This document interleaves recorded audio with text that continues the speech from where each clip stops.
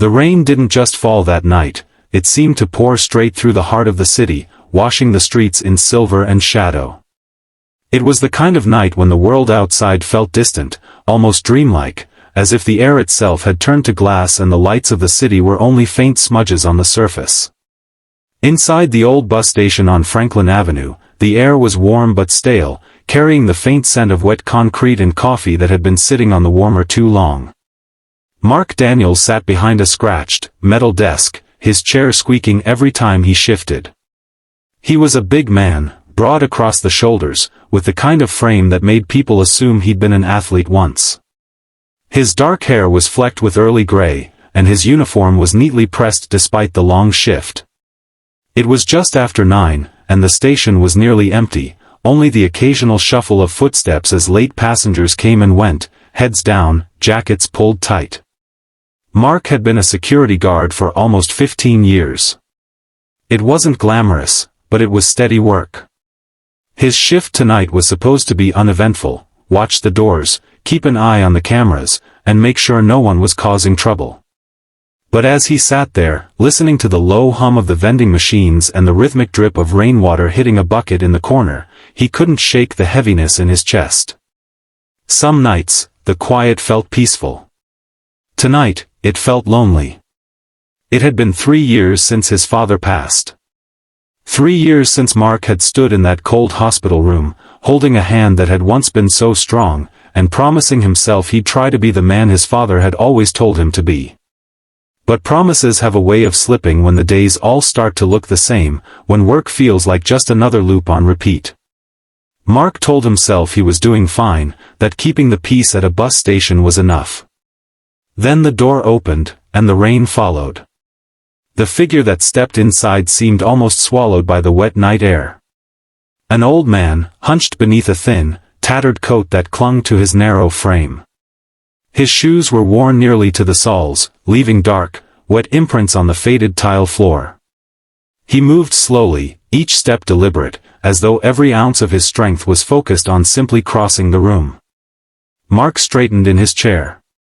The man removed a faded wool cap, revealing a head of white hair matted from the rain. His face was lined deeply, the kind of lines that don't just come from age but from years of worry, loss, and carrying burdens too heavy to share. His eyes, pale, tired blue, flicked briefly toward Mark, then down to the floor, as if unsure whether he had the right to meet anyone's gaze. "You all right, sir?" Mark asked, his voice low but clear. The old man hesitated, as though considering whether the question deserved an honest answer. "Missed the last bus," he finally murmured, his voice carrying the slight rasp of age. "It's a long walk home. I'll manage." Mark glanced at the wall clock. The rain outside wasn't just falling, it was coming down hard enough to blur the outlines of the streetlights.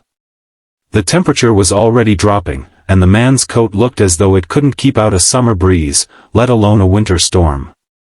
"How far's home?" Mark asked. 3, maybe 4 miles, the man said, shifting uncomfortably.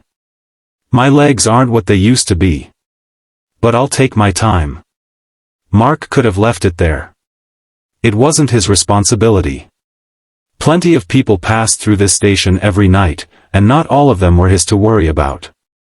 But as he looked at the man's face, something flickered in his memory, a night long ago, when Mark was a boy and his father had come home late from work. It had been one of the coldest nights of the year. The bus had broken down miles from their neighborhood, and his father had walked the rest of the way in freezing wind. Mark had stood at the window, watching his father's figure emerge slowly from the dark, his coat stiff with frost.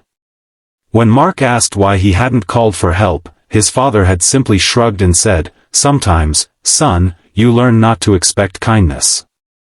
Mark had never forgotten that. And somewhere in the years since, he had promised himself he wouldn't be the kind of man who let someone else walk through the cold alone. "Sit down," Mark said, gesturing toward the row of plastic chairs near the heater. "You're not walking home in this weather." The old man gave a small, reluctant smile, the kind that's more apology than gratitude. "I don't want to trouble you." "You're not," Mark said firmly. Just sit for a bit." Mark disappeared for a moment and returned with a paper cup of steaming coffee from the vending machine. He also pulled an extra blanket from the lost and found box, worn but still warm. The man's eyes lingered on the blanket as if he didn't know whether to accept it.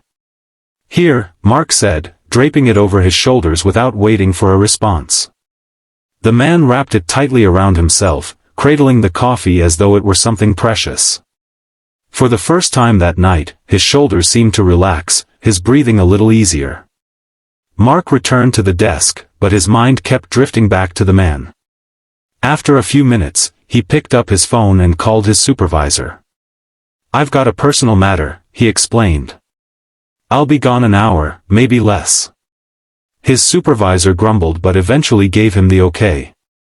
Mark walked back over. "Come on," he said with a small smile. "I'm driving you home." The man blinked. "You do that? For me?" Mark shrugged, as if it were the most natural thing in the world. Nobody should be out there alone tonight. They stepped out into the rain together, the cold biting instantly at their skin. Mark's old pickup was parked in the side lot, its heater stubborn but functional. As they drove through the slick, glistening streets, the old man began to talk. His name was Walter Hughes. He was 78 years old, widowed for nearly a decade. His wife, Marlene, had been his anchor, the better half of me, as he called her, and when she passed, the silence in their apartment became unbearable. His children lived out of state, busy with their own lives, and over the years, the phone calls had grown fewer, the visits rarer. He told Mark about his day, how he'd gone downtown to pick up his medication, how the bus had been delayed, how one missed connection had left him stranded. Mark didn't interrupt, just listened, because he could hear more in the spaces between Walter's words than in the words themselves.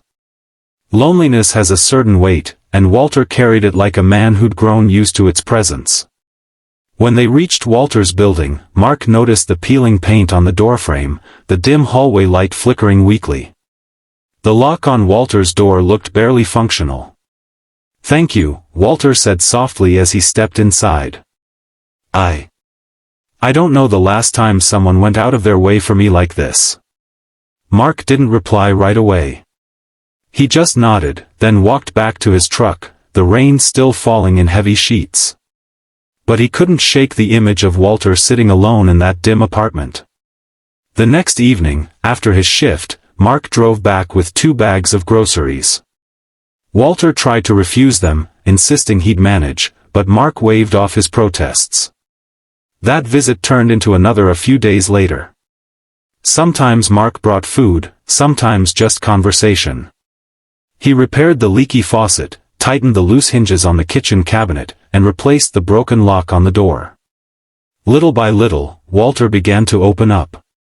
He showed Mark old photographs, him and Marlene dancing in their 20s, family picnics by the lake, his children as toddlers with faces full of sunshine. The photos were faded, but the memories in Walter's voice were bright. Weeks turned into months. Mark never told anyone about these visits. To him, they weren't an act of charity, they were just right. And somewhere in the middle of it all, Mark realized that Walter had given something back to him too, a reminder that life was about the moments you choose to see people, really see them, when it would be easier to look away. One evening, Mark arrived to find Walter holding an envelope. Inside was a handwritten letter. In shaky script, Walter had told the story of the night a security guard didn't just do his job, but treated him like a human being worth caring about. He had sent copies of the letter to his children. "They called," Walter said, his eyes misting. "Both of them. They're coming to visit next month." When Walter read aloud the last line, "You gave me more than a ride home. You gave me back my hope," Mark felt a lump in his throat. A year later, when Walter passed peacefully in his sleep, Mark was there, holding his hand. Among Walter's belongings was that same letter, folded neatly, as if it were the most valuable thing he owned. Mark kept it. And every time he saw someone in need, he remembered that rainy night, the night he decided to stop being just a man in a uniform and start being the kind of person his father once wished had been there for him. Because kindness doesn't just change the person who receives it. It changes the one who gives it. And sometimes, it changes the world around them too. If this story touched your heart, share it with someone who needs a reminder that kindness still exists. And if you believe in making the world a little gentler, like this video, subscribe to Pure Kindness Stories, and help us spread more moments that inspire hope.